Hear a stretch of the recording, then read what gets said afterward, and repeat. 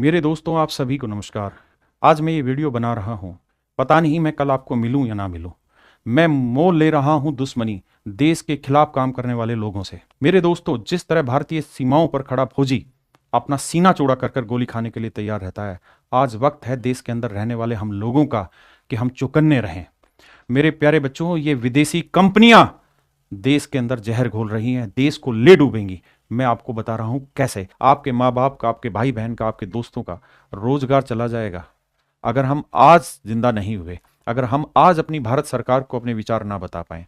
मेरे दोस्तों, 300 साल तक ईस्ट इंडिया कंपनी ने भारत को लूटने की साजिश रची, और जो पैसा वो 300 साल में नहीं लूट के ले गए, उतना पैसा आज विदेशी कंपनियां मात्र 300 दिन में लूट के ले जाना चाहती है। मेरे दोस्तों, उदाहरण के तौर पे समझने की कोशिश करना। मेरे बच्चे, मैं आपको यह कहूं कि भाई पूरे भारत में बिजली उत्पादन करने वाली 5 कंपनियां हैं, और उस बिजली का प्रयोग करने वाले हम जैसे हर एक आदमी, कोई एक सिंगल आदमी ऐसा नहीं है जो बिजली का प्रयोग नहीं करता, किसी ना किसी रूप में यूज करता है। मेरे प्यारे बच्चों, 5 भारतीय कंपनियां बिजली बना रही हैं। एक विदेशी कंपनी आई और उसने क्या किया, मान लीजिए 1 यूनिट बिजली पैदा करने में 3 रुपए का खर्चा होता है, और हर भारतीय कंपनी को बिजली पैदा करने में 3 रुपए का खर्चा होता है हमारे घर तक पहुंचाने में। एक विदेशी कंपनी आई और उस विदेशी कंपनी ने क्या कहा कि भैया मैं पूरे भारत में फ्री में बिजली दूंगा। अब लोगों ने क्या किया, फ्री के चक्कर में वो बिजली धीरे धीरे धीरे धीरे सब लोगों ने लेनी शुरू कर दी। मेरे प्यारे बच्चों, फिर क्या हुआ कि जो 5 भारतीय कंपनियां थी उनका प्रॉफिट तो था ही नहीं, क्योंकि वो तो बिल्कुल ही सेवा भाव से काम कर रही थी या बिल्कुल नेक टू नेक फाइट चल रही थी। धीरे धीरे धीरे धीरे मेरे दोस्तों, वो कंपनियां बंद होती चली गई, और एक वक्त ऐसा आएगा जब पूरे भारत में बिजली केवल और केवल एक ही कंपनी से आ रही होगी, विदेशी कंपनी से। और उस दिन वो अपनी उंगली मोड़ेंगे, और मेरे प्यारे बच्चों, जो 1 यूनिट है उसकी कीमत 3 रुपए नहीं, सीधा 300 रुपए ले जाएंगे। आपकी औकात ही नहीं है कि आप उसके अगले आने वाले 10 साल तक आप उस इंफ्रास्ट्रक्चर को दोबारा तैयार करें। मेरे प्यारे बच्चों, यही काम गूगल प्ले स्टोर कर रहा है। मेरे दोस्त, आपको जो भी सर्विस मिल रही है ऑनलाइन, उन सारी सर्विसेज पे गूगल प्ले स्टोर ने लगभग 30% चार्ज लगा दिया है। उदाहरण के तौर पे समझाऊं तो मेरे दोस्तों, एक टीचर जो किसी ऑनलाइन प्लेटफॉर्म को बनाता है और उस ऑनलाइन प्लेटफॉर्म के थ्रू अपने बच्चों तक एजुकेशन प्रोवाइड कराता है, उसको कितना खर्चा लगता है, ऐप बनाना कितना बड़ा स्ट्रगल है, उसके बाद उसको अपना पूरा स्टाफ बैठाना पड़ता है, कंटेंट तैयार करना पड़ता है, फिर सारी जाके व्यवस्थाएं तैयार होती हैं, और फिर मेरे प्यारे बच्चों, वो अपने बच्चों तक, भारत के ही बच्चों तक एजुकेशन दे पाता है। मान लीजिए वो एजुकेशन देने में उसको 100 रुपए बच्चों से उसने लिए। मेरे दोस्तों, आज के समय में भारत में कोई भी ऐसा व्यापार नहीं है जहां 2, 3, 4, 5% से ऊपर का मार्जिन हो। आप जानते हैं उस 100 रुपए पर भारत सरकार 18% तो सीधा सीधा जीएसटी ले लेती है, जो कि वाजिब है, क्योंकि भारत में ही वो जीएसटी का पैसा लग रहा होता है, और बहुत सारी बुनियादी सुविधाएं हैं जो देश के लोगों को मिल रही हैं। मेरे प्यारे दोस्तों, जीएसटी फिर भी वाजिब है, हम इसका सम्मान करते हैं, और हम टाइमली जीएसटी पे करते हैं, हर एक संस्थान। मेरे दोस्तों, अगर 18% से 19% जीएसटी कर दी जाए तो मेरे बच्चों, आप जानते हो कितना बड़ा आंदोलन हो जाएगा। अगर भारतीय रेल की टिकट, यात्री टिकट, जो मुझे नहीं लगता पिछले 15-20 साल से यात्री किराया बढ़ाया गया हो, अगर वो 1 रुपया किराया बढ़ जाए तो आंदोलन हो जाते हैं। मेरे प्यारे बच्चों, सोचो, सीधा सीधा एक कंपनी आए और वो ये कहे कि रेलवे की टिकट जो अभी 5 रुपए की थी वो सीधा 5000 की होगी, क्या होगा? मेरे प्यारे बच्चों, गूगल प्ले स्टोर यही कह रहा है कि मैं सिर्फ आपको ऐप रखने की तो जगह दे रहा हूं, और मेरा कोई यूज नहीं उसके अंदर। मैं आपको ना सर्वर की कोस्टिंग दे रहा हूं, ना कुछ और कहानी कर रहा हूं, ना मैं तुम्हें ऐप बनाने में कोई मदद कर रहा हूं। गूगल प्ले स्टोर कहता है कि भाई 100 रुपए अगर तुम बच्चे से ले रहे हो तो 30 रुपए तो मुझे चाहिए किसी भी रूप में, लगभग 30 रुपए मुझे चाहिए।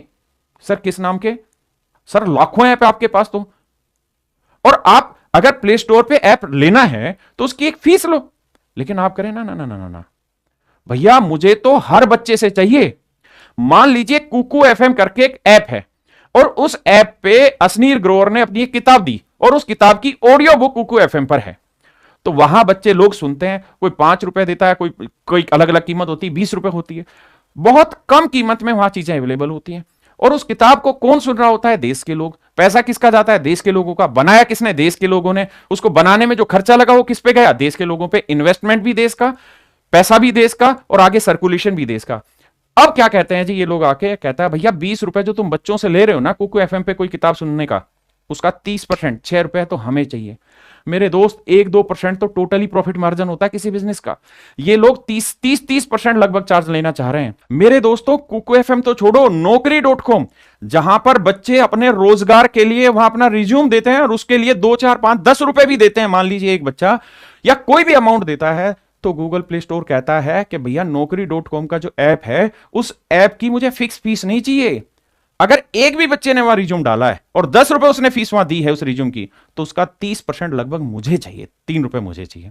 मेरे दोस्तों शादी.com जैसी वेबसाइटें, भारत मैट्रिमोनी.com जैसी वेबसाइटें, जहां पर लोग अपनी शादी ब्याह के लिए रजिस्ट्रेशन करते हैं और मान लीजिए 1000 रुपए उन्होंने वहां पे अपनी रजिस्ट्रेशन की फीस दे दी, तो गूगल प्ले स्टोर क्या कहता है कि भैया 1000 तूने दे दी ना, तो उसका लगभग 30%, 300 तो उस बच्चे का डायरेक्ट मुझे मिलेगा। सरकार को उस 1000 रुपए का जा रहा है 180 रुपए जीएसटी के रूप में, जो 180 कहां लगना है, देश में ही लगना है, देश की ग्रोथ में ही लगना है। उसी पैसे के दम पे ही तो मोदी जी कह रहे हैं मैं इस देश का विकास करूंगा और 5 ट्रिलियन इकोनॉमी बनाऊंगा। अरे सर, 5 ट्रिलियन इकोनॉमी तो देश के ही काम आएगी, देश का भला ही होगा, लेकिन ये तो 18% का लगभग आप देख लीजिए, 2.25 गुना पैसा तो विदेशी कंपनियां एक ही दिन में उड़ाना चाह रही हैं। ये 300 साल ईस्ट इंडिया कंपनी की तरह पैसा लूटने का इंतजार नहीं करना चाहते, ये तो 3 सेकंड में उड़ाना चाहते हैं मेरे भाई। और मेरे साथ क्या होगा इस वीडियो के बाद मुझे भी नहीं पता, मैं रहूंगा नहीं रहूंगा मुझे नहीं पता, लेकिन आप रहिएगा, ये देश रहिएगा, तो आगे हम जैसे और भी खड़े होंगे। मेरे दोस्त, ये एग्जैक्टली ईस्ट इंडिया कंपनी की तरह काम कर रहे हैं मेरे भाई। 30% चार्जेस का कोई लॉजिक नहीं है कहीं से कहीं तक। आप एक प्ले स्टोर पे ऐप ही तो रख रहे हैं मेरे दोस्तों। जो एंड्रॉयड मोबाइल है, उस एंड्रॉयड मोबाइल का एक बेसिक फीचर है क्या? Google play store. हर आदमी के मोबाइल में है गूगल प्ले स्टोर। यह एक किस्म का नशा किया गया, अवैध व्यापार किया गया कि हर आदमी के फोन में गूगल प्ले स्टोर रख दिया। अब आ जाओ मेरे दोस्तों, यह मकड़ जंजाल इतना नहीं है, बहुत गहरा है। ईस्ट इंडिया कंपनी जो थी ना, उसने 300 साल लगाए थे भारत को लूटने के लिए। मेरे बच्चे, ये सोने की चिड़िया थी। आज इतने सालों बाद, सरकारों के कामों के बाद, इतनी देश की समृद्धि हुई है कि हमारी मां बहनों के गले में सोने के मंगलसूत्र आए हैं। कहां सोने की चिड़िया से सोने के मंगलसूत्र पहनने लगे हैं। ये कंपनियां 1 सेकंड में उतार के भगाना चाहती हैं, 1 सेकंड में उतारना चाहती हैं मेरे दोस्त। मेरे हाथ कांप रहे हैं मेरे भाई, आप समझ नहीं पा रहे हैं कितना बड़ा काम हो रहा है। आप जानते हैं, बांटो और राज करो, वो नीति अपनाई ईस्ट इंडिया कंपनी ने। सभी एप्स पर, सभी सर्विस प्रोवाइडर पर एक साथ आंख बंद करके 30% चार्ज नहीं लगाया, सेलेक्टिव, कि कुछ पे लगाओ, धीरे धीरे उन्हें दबाओ, फिर अगलों को पकड़ो, फिर दबाओ, फिर अगलों को पकड़ो। और मेरे दोस्त, वो लोग ही उस गुलामी के जिम्मेदार हैं। जब भारत को गुलाम किया गया था तो एक साथ पूरे देश को गुलाम नहीं किया गया, गांवों को गुलाम करने में बहुत साल लगे। सबसे पहले तो बड़े बड़े राजा गुलाम किए, फिर शहरों को गुलाम किया, लेकिन गांव के लोगों को सबसे आखिर में गुलाम किया गया, लेकिन गुलाम सब हुए मेरे दोस्तों। इसी तरीके से बहुत सारे लोग हैं जो गुलाम होंगे। इस डिजिटल इंडिया को गुलाम करना चाहती विदेशी कंपनियां मेरे भाई। आज बहुत सारे लोग इसके खिलाफ आवाज नहीं उठाएंगे, उसका कारण यह है कि उनको लगता है अभी हम पर तो आंच आई ही नहीं है, हम क्यों उठाएं। मेरे दोस्त, इंतजार मत करिए, आप सब पर आंच आनी है, आप सब पर आंच आनी है। मेरे दोस्तों, एक उदाहरण के रूप में समझना, पूरे भारत में 20 करोड़ बच्चे हैं जो पढ़ाई कर रहे हैं। मेरे प्यारे बच्चों, उन 20 करोड़ को पढ़ाने के लिए करोड़ों टीचर्स हैं जो रोजगार ले रहे हैं और उन बच्चों को पढ़ा रहे हैं। करोड़ों ऐसे सिस्टम हैं जिसके थ्रू उन तक रोजगार जा रहा है। मेरे प्यारे बच्चों, मैं उदाहरण के रूप में आपको समझाता हूं। मान लीजिए पूरे भारत में 20 करोड़ बच्चे तैयारी कर रहे हैं और वो हजारों लाखों टीचरों से पढ़ रहे हैं, तो उनका जो पैसा है भारत के ही टीचरों के पास रहता है। भारत के टीचर उसी पैसे को अपने यहाँ जो काम करते हैं उनके यहाँ खर्च करते हैं और देश में इन्वेस्ट करते हैं और मोदी जी के जो समृद्ध भारत है उसको विकसित करने में योगदान देते हैं। लेकिन गूगल प्ले स्टोर क्या कहता है? कहता है कि भैया गूगल फंडिंग कर रहा है कुछ एजुकेटेड कंपनियों को और पूरे देश में वही एजुकेटेड कंपनियां राज करेंगे। आप कहें सर ऐसा कैसे पॉसिबल है? सर पॉसिबल मैं बताता हूं। मान लीजिए पूरे देश में टॉप कुल मिला के 100 ऐसे इंस्टीट्यूशन हैं जो देश को एजुकेशन दे रहे हैं किसी भी लाइन में, और इन 100 लोगों में मात्र मेरे प्यारे बच्चों 2 या 3 लोग ऐसे हैं जिनको गूगल फंडिंग कर रहा है। एग्जाम्पल के तौर पे समझिए, तो बाकी जो 97 लोग हैं उनको गूगल फंडिंग नहीं कर रहा। अब मेरे प्यारे बच्चों, ये तो आप सब समझते हैं कि किसी भी बिजनेस का मैक्सिमम टू मैक्सिमम जो प्रॉफिट मार्जिन हो सकता है वो 2, 4, 5, 10% हो सकता है, इससे बड़ा तो मार्जिन नहीं हो सकता।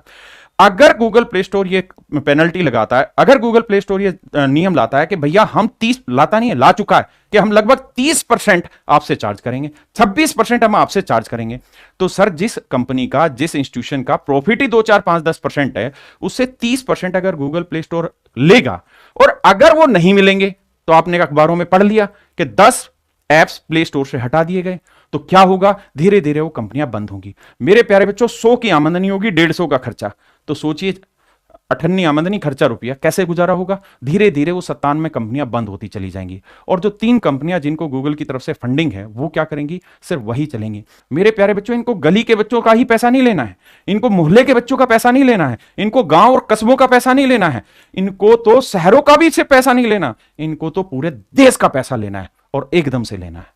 मेरे प्यारे बच्चों, दिनों दिन आप देखेंगे कि भारत में दुनिया भर के स्टार्टअप बंद होते चले जाएंगे और जो गूगल फंडेड होंगे या बड़ी बड़ी विदेशी कंपनियों से फंडेड होंगे वो पर फूलते फलते रहेंगे, वही देश में राज करेंगे। मेरे बच्चों, यही मैं आपको समझाने जा रहा हूं कि ये नियम बहुत गलत है। मैं भारत सरकार से ये प्रार्थना करता हूं कि देखिए, जहां की ये कंपनियां हैं, कितने ऐसे देश हैं जिन्होंने इनको लताड़ा है कि हमारे यहां हम इस तरीके का कोई चार्ज कस्टमर से नहीं लेने देंगे, जहां के खुद हैं, यूरोपियन यूनियन ने इनको मना किया हुआ है, इनका बहिष्कार किया है कि इस तरीके का कोई भी चार्ज यहां नहीं लगेगा। मेरे दोस्त, हिंदुस्तान के गरीबों पे क्यों लगे? हिंदुस्तान ने अभी तो चलना शुरू किया और अभी पकड़ना शुरू कर दिया। कोविड की महामारी के बाद डिजिटल इंडिया हुआ, पूरे देश के बच्चे उस चीज में जुट गए, इंजीनियर जुट गए, एप्स जुट गए, पूरा डिजिटल इंडिया कर दिया। और अब क्या हुआ, एकदम से एक मकड़ी आ रही है विदेशी और वो उसको बंद कर देगी। आपके गांव कस्बों में बहुत सारे लाला थे जो पैसा कमाते थे। मेरे बच्चे, लाला शब्द का मतलब किसी जाति से नहीं, लाला शब्द का मतलब होता था व्यापार करने से। वो पैसा कमाते थे, वहीं के लोगों को रोजगार देते थे, वहीं पैसा इन्वेस्ट करते थे, फिर रोजगार देते थे, फिर कमाते थे और इसी जद्दोजहद में लगे रहते थे। और वो जो कमाई होती थी वो देश की कमाई होती थी, देश के काम आती थी। मेरे प्यारे बच्चों, आप देख रहे होंगे कि इस तंत्र के द्वारा होगा क्या, ये लाला खत्म हो जाएंगे। एक ही लाला बचेगा, गूगल। एक ही लाला बचेगा, गूगल। उसके टक्कर का कोई लाला नहीं होगा। मेरे दोस्तों, ये वक्त है अपने आप को जानने का, अपने आप को जागने का। अगर हम आज नहीं समझे तो कभी नहीं समझ पाएंगे। मेरे दोस्तों, मेरी सरकार से प्रार्थना है, कम से कम एजुकेशन को तो बचाओ सर, इन विदेशी कंपनियों से बचाइए सर। एजुकेशन में किसी भी तरीके का इन्वेस्टमेंट, फॉरेन फंडिंग जहर नहीं, बिल्कुल जहर के बराबर है। ये धीरे धीरे एजुकेशन सिस्टम को दीमक की तरह खा जाएंगे और एक वक्त के बाद वो स्थिति आ जाएगी कि हमारे पास ऐसा कोई इंफ्रास्ट्रक्चर होगा नहीं और हम केवल इन्हीं कंपनियों पर डिपेंड रहेंगे और हम एक ना एक दिन इसी रूप से डिजिटली गुलाम बन जाएंगे और शायद बहुत हद तक हम बनते जा रहे हैं। आप ये बात ध्यान रखिए कि आज सिर्फ सर्विस प्रोवाइडर पे बात उठी है। कोई भी किसी भी रूप में सर्विस प्रोवाइड कराता हो ऑनलाइन, हर एक पे उंगली उठाई गई है, हर एक की गर्दन को दबोचा गया है। धीरे धीरे हर एक को पकड़ा जाएगा, जो सर्विस प्रोवाइडर नहीं होगा उसको भी पकड़ा जाएगा। चाइना, ना तो वहां गूगल प्ले स्टोर है, ना वहां यूट्यूब है। मेरे प्यारे बच्चों, उनका खुद का गूगल प्ले स्टोर है। क्या आज भारत सरकार ये सोच सकती है कि हमारा खुद का गूगल प्ले स्टोर हो? नहीं। क्यों? क्योंकि उस प्रक्रिया को तैयार करने में काफी टाइम लगेगा और उतने टाइम तक तो ये ऐसा बंधन बांधेंगे कि कुछ बचेगा ही नहीं। देश के अंदर हम सबको बहुत चौकन्ना होने की जरूरत है इन चीजों से। हमें अपने आने वाले भविष्य के लिए आज ही सोचना पड़ेगा। इसलिए हमारी आवाज को सरकार तक पहुंचना हर आदमी के लिए जरूरी है। मेरे दोस्तों, आप वीडियो बना सकें जरूर बनाएं, आप में हिम्मत है तो जरूर बनाएं।